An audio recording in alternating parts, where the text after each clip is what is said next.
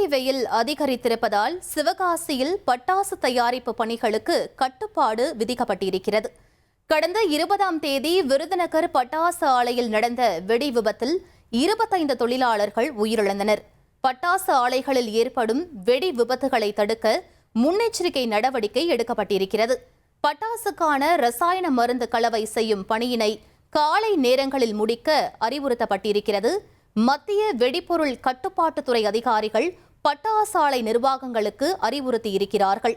மிகவும் அபாயகரமான ரசாயன கலவை பணிகளை அதிகாலை 6 மணிக்கு தொடங்கி காலை 10 மணிக்குள் முடித்திட வேண்டும் என பட்டாசு ஆலைகளுக்கு அதிகாரிகள் அறிவுறுத்தலை வழங்கியிருக்கிறார்கள். முக்கிய செய்தியாக பார்த்து வருகிறோம்.